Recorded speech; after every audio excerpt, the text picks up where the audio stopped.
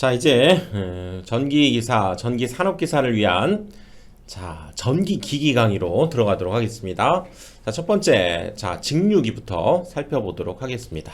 자, 직류기.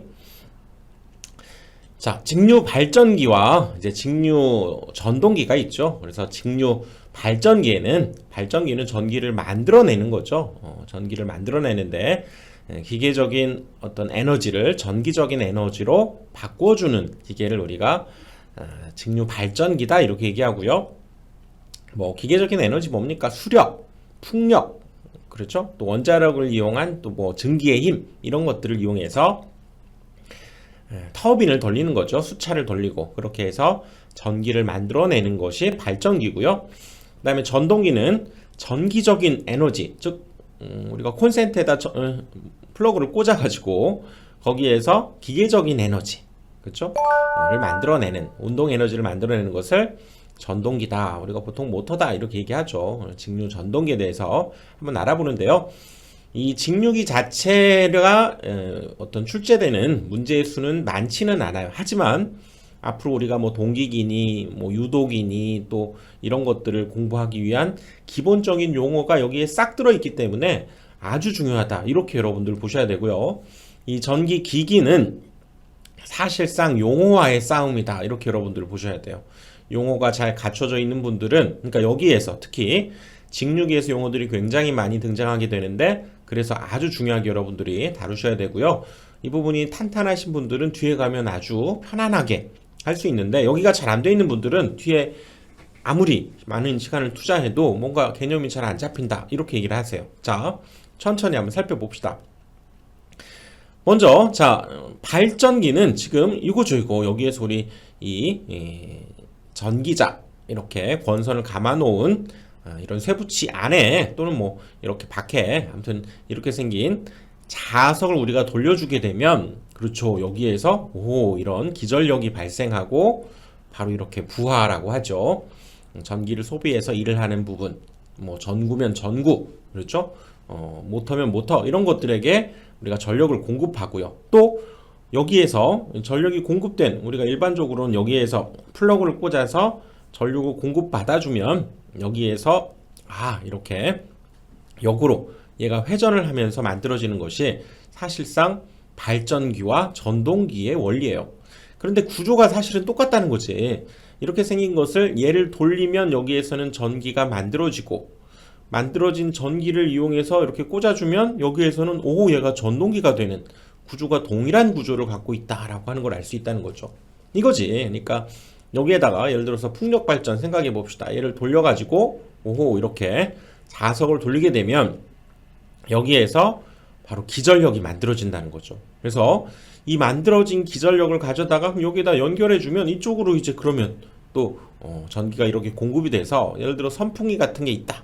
그러면 얘를 돌려주게 된다 그 얘기죠. 이게 발전기고 이게 전동기가 된다 그 얘기죠. 선풍기 속에 전동기 들어있잖아요. 그래서 발전기와 전동기의 구조가 사실은 같고 얘를 돌려주면 전기가 또 전기를 공급해주면 얘가 돌아가는 이런 역할을 하는 것이 이 직류기 발전기와 전동기의 특별한 성질이다 이렇게 볼 수 있다는 거죠.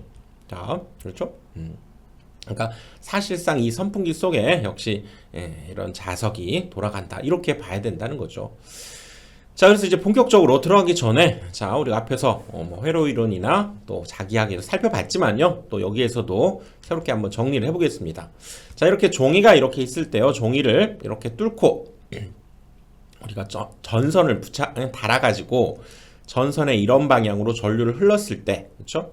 위에서 바라봤다고 하면 여기에서는 이런 자장이 만들어지죠. 자개가 만들어지게 되고요.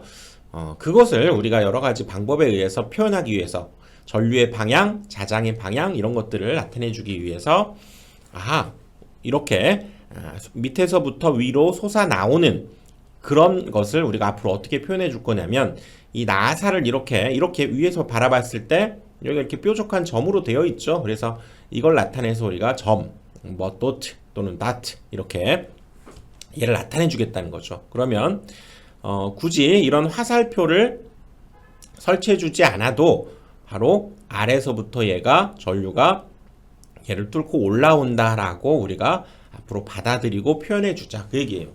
자, 그래서 이 도트는 종이가 있다라고 했을 때 종이의 뒷면에서 앞면으로 전류가 흐르는 그런 상태를 표시해 주는 기호로 도트, 즉 솟아나는 상태를 표현해 주겠다 그 얘기고요.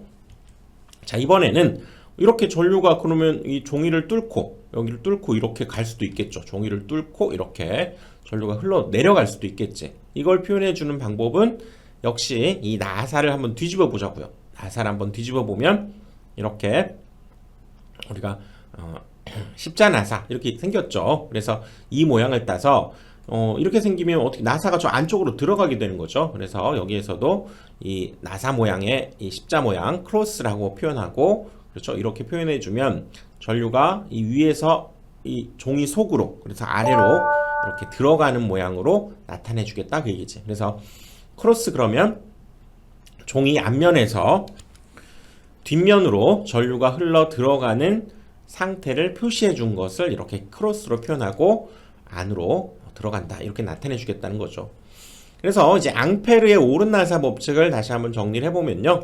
자, 역시 전류가 이렇게 종이를 뚫고 이렇게 올라올 때, 그렇죠? 얘를 도트로 이렇게 표현해 줘야 이 부분으로 해서 지금 위로 올라오는구나 이렇게 나타내 줄 거고, 그렇다면 전류가 흐르게 되면 이 주변에는 바로 자개가 만들어지게 되는데요. 자장이 만들어지게 되는데 이 방향으로 되는지 이 방향으로 되는지를 우리가 나타내 보자. 그것을 어떻게 결정하고 표현해 볼 것인가를 바로 이 앙페르의 나사와 오른손을 이용했다. 그래서 오른나사 법칙이다 이렇게 얘기하고요.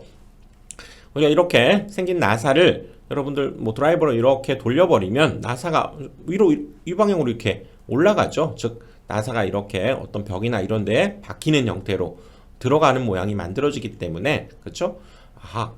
또 우리가 어떤 전류가 이렇게 이 방향으로, 그렇죠? 이 방향으로 지금 흐른다고 했을 때 흐르는 방향을 향해서 엄지손가락을 대고요. 또 걔를 이렇게 움켜쥐듯이 손을 쥐게 되면 이 녀석 엄지가 향하는 방향이 바로 전류의 방향을 나타내주고, 그렇게 되면 나머지 네 손가락이 움켜쥔 이 방향으로 바로 자개의 방향이 만들어질 것이다를 표현할 수 있다 그 얘기라고요. 그러니까 이 상황에서 전류가 이렇게 흐르게 되면 자기의 방향은 이 방향으로 만들어지기 때문에 화살표 이 방향으로 만들어진다는 거죠. 화살표가 이 방향으로 만들어지는 자기의 방향으로 우리가 약속하고 정의하자 그 얘기죠. 그리고 역시 이렇게 돌려주면 나사가 이렇게 위로 올라가는 이런 형태를 생각하면서 전류가 흐르는 방향에 따라서 자기의 방향이 어떻게 결정될 것인지를 나타내 준 것이 바로 이 앙페르의 오른나사 법칙이다 이렇게 얘기를 하겠다는 거죠. 그래서 다시 한번 나타내 보면 이제 아무 말 없이 자 이런 동그라미에다가 크로스로 이렇게 표현하고 거기에 I 전류가 이렇게 됩니다. 그러면 우리는 어떻게 받아들여야 됩니까? 바로 전류가 이 속으로 들어가는 거죠. 지금 크로스, 그렇죠? 종이가 앞면에서 뒷면으로 전류가 속으로 쏙 들어가는 거죠. 여기에서 속으로 쏙 들어가서 밑으로 내려가는 형태를 나타내 준다. 이렇게 봤을 때 나사를 여러분들 크로스, 요 녀석 드라이버로 여러분들 이렇게 해서 돌리게 되면 이 방향으로 돌리면 어떻게 됩니까? 바로 들어갔죠. 그래서 이 돌리는 방향으로 역시 자개가 만들어진다. 이렇게도 볼 수 있다는 거지. 또 도트는 점으로 표현하면 사실상 위로 올라오는 거죠. 전류가 우리를 향해서 이 모니터 쪽으로, 여러분들 모니터 쪽으로 올라오는 거죠. 그럴 때 역시 자개의 방향은 이 방향으로, 여러분 저쪽에서 이 방향으로 돌릴 때 우리 쪽으로 올라오게 되잖아요. 그렇죠?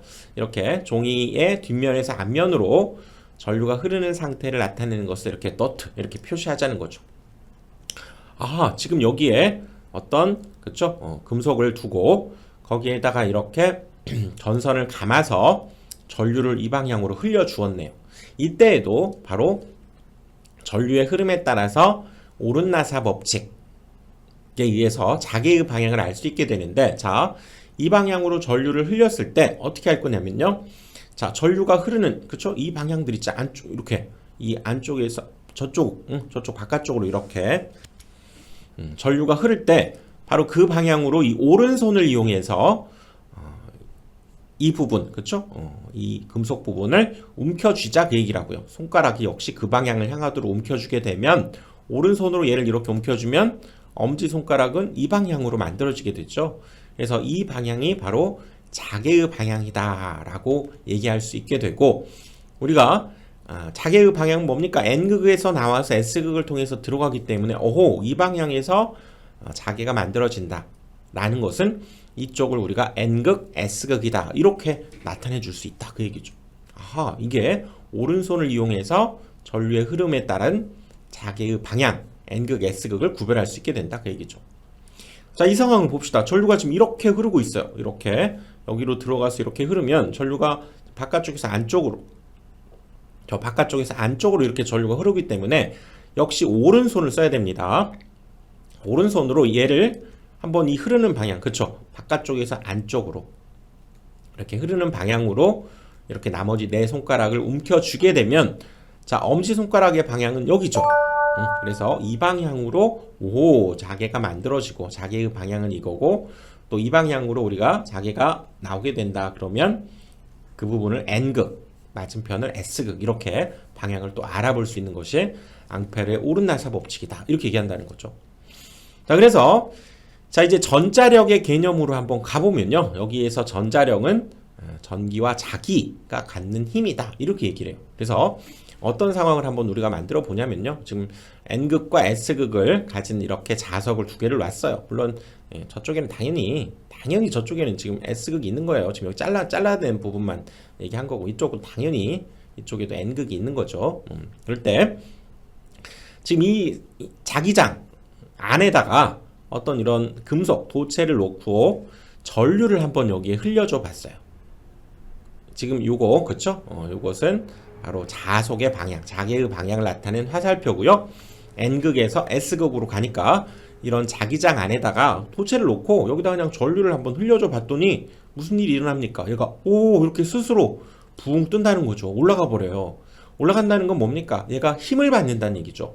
힘을 받지 않으면 어떻게 얘가 올라갑니까? 뭔가의 힘에 의해서 힘을 받게 되니까, 자기장 안에다가 도체를 놓고 전류를 흘려주게 되면 도체가 받는 힘을 우리가 전자력이다 이렇게 얘기하고요. 여기에서도 방향이 상당히 중요하다는 거죠.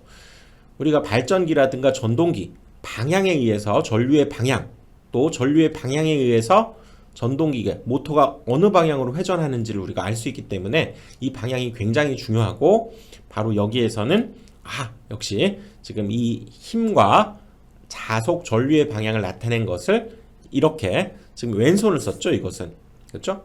그래서 F는 힘, force를 나타내는 F를 쓰고요. B는 우리가 자속 밀도를 B로 썼었죠. 그래서 I를 자속 이렇게 얘기해서 보통 FBI라고 하는 것이 여러분들 많이 익숙하기 때문에, 그래서 FBI로 나타내보자 지금 그 얘기라고요. 그래서 위가 엄지가 F, 검지가 B, 그 다음에 중지죠. 중지를 I라고 했을 때 이렇게 하게 되면, 자, 전류의 방향이 지금 이 방향이죠. 지금 이 방향을 나타내는 것이 지금 전류의 방향, 그리고 여기 아까 화살표에서, 그렇죠? 이쪽이 자속의 방향. 그렇게 되면 힘은 엄지, 이 윗방향으로 얘가 힘을 받게 된다라고 하는 법칙이 바로, 이건 플레밍의 왼손 법칙이다. 뭐 본 적이 있으시죠? 회로이론이나 우리 전자기학에서 했기 때문에. 자, 그래서 이것을 우리가 어디에 적용하느냐, 이 왼손 법칙은 전동기에 적용한다는 거. 이렇게 전류와 자속의 방향을 알게 되면 힘을 이 방향으로 받는구나를 알려주는 전동기에 적용하는 법칙이다. 왼손 법칙은 전동기에 적용한다. 그래서 이 말을 쓰기로 했었죠. 그치? 자, 보신 적 있죠? 우발좌전.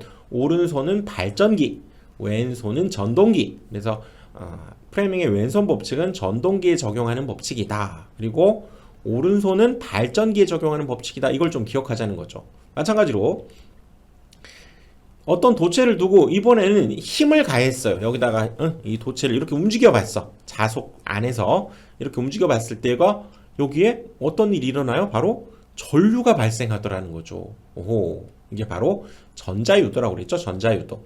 도체에다가 힘을 줘버리면 역으로 이제 전류가 발생하게 되는데, 이때의 힘과, 그렇죠? 자속과 전류의 방향 역시 오른손을 이용해서 나타내고 FBI 똑같네요. 그렇죠? 그래서 전류의 방향이 이 방향이면 여기 중지, 그 다음에 여기 자속의 방향이 이 방향이죠. 화살표 B, 그 다음에 F는 힘, 이렇게 되면서 플레밍의 얘는 오른손을 이용한 법칙이다. 그래서 플레밍의 오른손 법칙이고요. 얘가 갖고 있는 것은 바로 발전기에 적용하는 원리가 된다. 그 얘기라고요. 왼손은 전동기, 오른손은 발전기. 그래서 앞으로 여러분들 이 FBI 뭐 기억만 하면 되고요. 계속 기억해야 될 것이 우발좌전. 그렇죠? 오른손은 발전기, 왼손은 전동기. 우발좌전, 우발좌전. 이렇게 기억을 해둬야 됩니다. 자, 그래서 이제 직류 발전기를 이제 본격적으로 살펴보는데요. 발전기는 뭐라고요? 발전기는 기계적인 에너지를, 그렇죠? 운동 에너지를 전기 에너지로 바꿔주는 그런 기기를 우리가 발전기다. 이렇게 얘기하겠다는 거죠. 오호. 자, 발전기를 한번 이렇게 그려봤습니다. 자석을 이렇게 두고요. 여기에다 금속을 이렇게 달아놓은 상태에서 오호, 여기에다가 일종의 풍력 발전을 한번 해보자는 거죠. 여기에 이렇게 바람개비를 한번 달아가지고 바람을 한번 이렇게 바람으로 이 바람개비를 한번 돌려봤어요. 그리고 여기 금속에다가 얘를 돌려주면 이제 무슨 일이 일어납니까? 여기에서 바로 어떤 일이 일어납니까? 발전이 이루어지는 거죠. 발전이 이렇게 이루어지는 거죠. 오호, 자, 그렇죠. 돌리니까 이 발전이 이루어지죠. 그래서 자, 여기에서의 중요한 이제 발전의 요소를 우리가 한번 살펴보면요. 바로 이 기구들이 여기에 있는 것을 우리가 자석이죠. 이것을 필드 마그넷, 그래서 계자 이렇게 부르고요. 그 다음에 이 계자, 자석 속에서 우리가 어떤 도체를 두어서 얘를 돌려야 되겠죠. 스스로 돌아가지는 않고 어떤 뭐 풍력이라든가 수력, 원자력에 의한 타우비의 힘, 이런 것들에 의해서 이 도체를 돌렸을 때 어떤 일이 일어납니까? 여기에서 전류가 흐르게 되고 이렇게 부하를 우리가 일을 하게 만들어주는 역할을 한다는 얘기죠. 그래서 이 부분을 우리가 전기자라고 얘기하고 아마추어 계자를 필드 마그넷 그러듯이, 그래서 이 도체의 이 부분을 우리가 이걸 하나의 코일이다 이렇게 얘기하고요. 얘를 코일변이라고 하고요. 코일변. 그 다음에 이것도 코일변이 되겠죠. 코일변. 그 다음에 저쪽은 사실상 자석을 얘가 끊어주지 않고 있는 부분이죠. 이 부분. 이 코일변은 자석을 얘가 회전하면서 일종의 끊어준다. 우리가 이렇게 표현하고요. 자석을 끊는다. 이건 코일단이라고 하죠. 코일단은 사실상 이 부분에 의해서 전류가 만들어지진 않는 거죠. 자, 이렇게 해서 이 전기자가 있고요. 그 다음에 이 부분에 의해서 우리가 이제 직류를 만들어낼 때 쓰는 정류자가 있다는 거죠. 그리고 여기 지금 파란색으로 표현되어 있는 이 부분이 이 정류달을 이렇게 살짝 이렇게 압력을 가하면서 누르고 있으면서, 그렇죠? 이 전기를 우리가 전류를 빼내는 브러쉬다 이렇게 얘기한다는 거죠. 그래서 지금 이 직류 발전기에서 우리가 회전하고 있을 때 가장 중요한 것은 이 자석이 기본적으로 있어야죠. 계자와 전기자, 이렇게 정류자, 이것을 우리가 직류 발전기에서의 중요한 3요소다 이렇게 얘기할 수 있죠. 그래서 3요소, 이 앞에 이름만 따서 정전계네요. 정전계. 호호, 우리 전자기학에서 정전계 단원 이름이 있었죠. 자, 정전계 기억을 합시다. 정류자, 전기자, 계자, 이것이 직류 발전기의 3요소가 되겠다 그 얘기죠. 그래서 여기 이제 계자를 보면 이것은 지금 영구자석으로 이렇게 표현해뒀는데요. 실제로는 이 전자석을 더 많이 쓴다는 얘기죠. 이렇게 철심, 여러 개의 철을 가지고 있는 철심에다가 이렇게 코일을 감은 것을 전류를 이렇게 주게 되면 얘가 전자석이 된다는 거죠. 이렇게 계자는 전자석을 주로 쓰게 된다 그 얘기죠. 그래서 계자에는 이 부분을 계자 철심이라고 하고요. 그 다음에 이것을 계자의 권선, 이렇게 이루어져 있다 그 얘기죠. 그래서 계자를 조금 더 근본적으로 한번 살펴보면요. 이렇게 철심에다가, 그렇죠, 이렇게 전선을 감아서 전류를 흘려준 이것을 계자 권선이다 이렇게 얘기하고, 거기에 전류를 이렇게 이제 흘려주면 어떤 일이 일어납니까? 얘가 이제 자석이 되는 거죠. 여기에서 바로 5호 자석 파이가 발생하게 되고, 이것을 우리가 계자 자속 또는 주자속이다 이렇게 용어를 붙였다는 거죠. 이 용어 하나하나를 여러분들 잘 기억을 해둬야 됩니다. 그래서 이렇게 전류를 여기다가 흘려주어서 이 철심에 자속이 발생한 상태, 또 자속을 주는 상태, 이것을 우리가 여자되었다, 여자된 상태다, 여자다 이렇게 얘기를 하겠다는 거죠. 그리고 그때 이 계자 권선에 흐르는 전류를 계자 전류, 그래서 필드 마그넷의 그 F를 따서요 첨자로, 그렇죠? IF 이렇게 쓰겠다는 거죠. 그리고 그때 이 계자 권선 자체가 가지고 있는 저항이 또 있겠죠. 저항이 없을 수 없죠. 그래서 이것을 우리가 계자 저항이다, 계자 권선이 가지고 있는 자체 저항을 계자 권선이다, 계자 저항이다 이렇게 얘기하고요. 그 다음에 여기에서 적절히 가변 저항을 또 달아서, 가변 저항이죠, 이 저항을 변화시켜서 여기에 적절히 전류의 흐름을 조절할 수 있는, 그걸 우리가 계자 저항기를 이렇게 두기도 한다 그 얘기죠. 그렇게 해서 전압도 조절하고 전류도 조절하는 역할을 하게 되는 거죠. 이런 용어들 뭐 시험에 딱 나오진 않지만 계속 이어지는 중요한 용어이기 때문에 용어 중심으로 여러분들이 정확하게 이해를 해 주셔야 됩니다.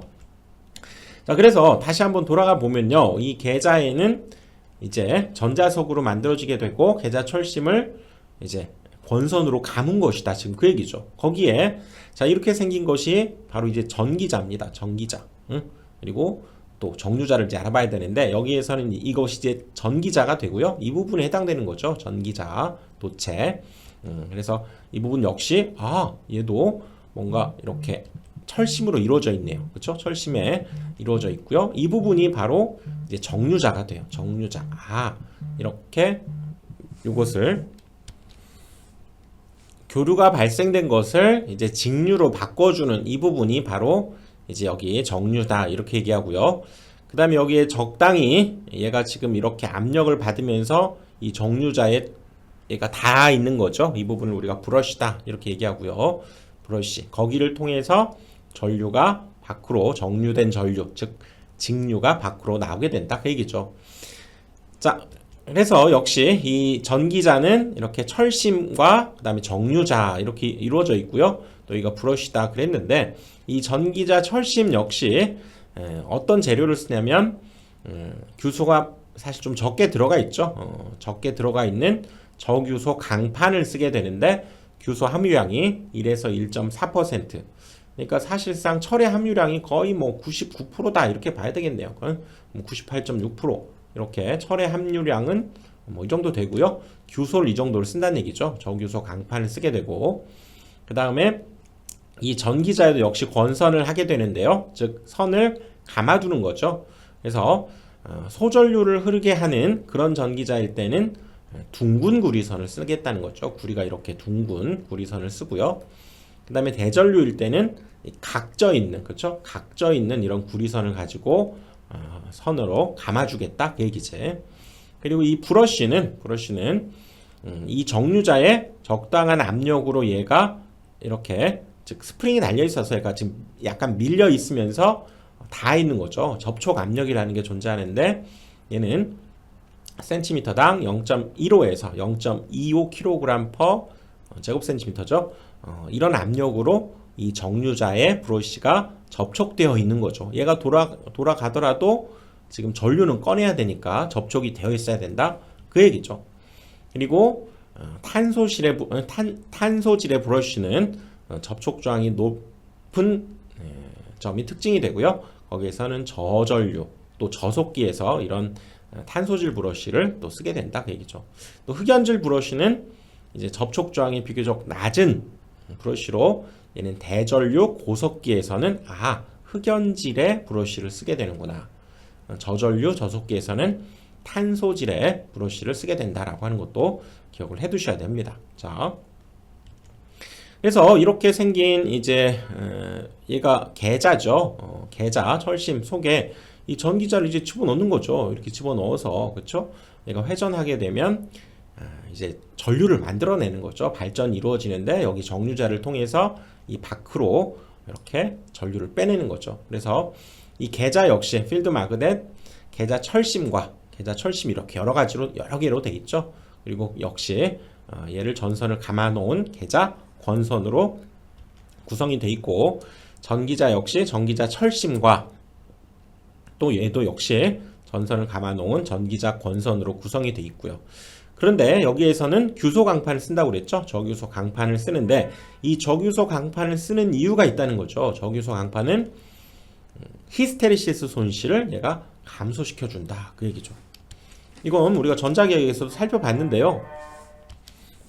자, 우리가 뭐였습니까? 이렇게 생긴 계자에다가 전류를 흐르게 하면 그렇죠? 자속이 이렇게 증가하는데 뭐 포화가 되죠. 그러다가 전류를 주지 않아도 이렇게 떨어지는 것이 아니라 이렇게 자속을 남겨놓고 떨어져서 그렇죠? 이런 형태로 곡선을 그리면서 나타나는 이걸 우리가 히스테리시스 곡선 얘기했고요. 그때의 이 면적이 히스테리시스 손실 이렇게 얘기했었죠. 그렇지?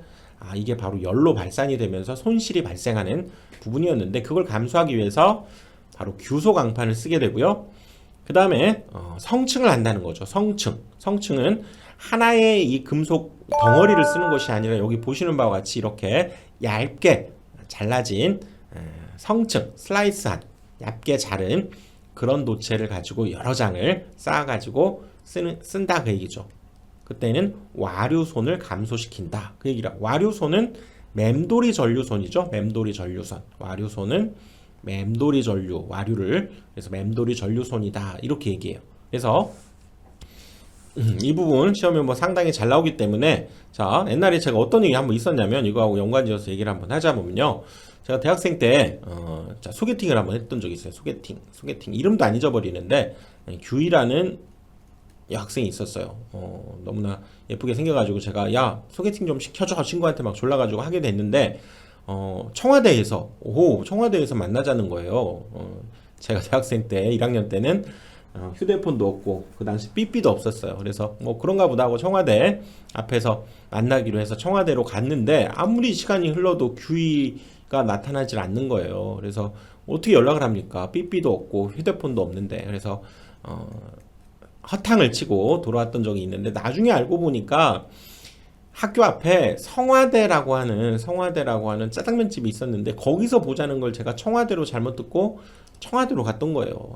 이 규희랑 성화대에서 짜장면을 먹었으면 혹시 잘 사귈 수도 있었을 텐데 안타까웠던 일이 기억납니다. 그리고 나중에 보니까 여기에 그 규희가 있는 거예요. 규희. 그리고 거기에 성화가 또 있고요. 성화. 규희와 성화가 이렇게 있더라고.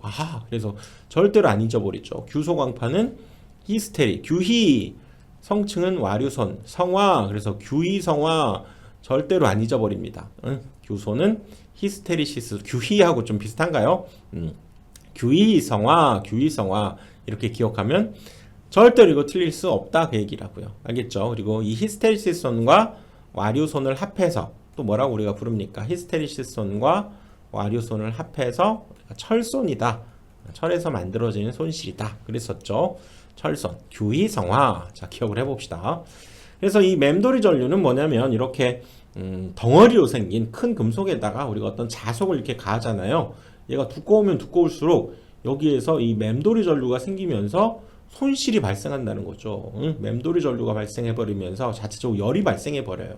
근데 이렇게 슬라이스 우리가 치즈 이렇게 잘라놓듯이 이렇게 얇게 짧은 것을 여러 장을 쌓아둔 것을 우리가 성층했다 이렇게 얘기하는데 여기에다가 이게 똑같은 자석을 이렇게 가해도 여기에서는 이 맴돌이 전류, 와류가 굉장히 적게 만들어진다는 거죠. 그래서 우리가 보면 앞으로 변압기도 마찬가지죠. 변압기도 그렇고 전동기의 계자 또는 전기자 이런 것들을 이렇게 성층을 해서 해두게 되면 맴돌이 전류를 감소시키는 장점이 있다 그 얘기죠.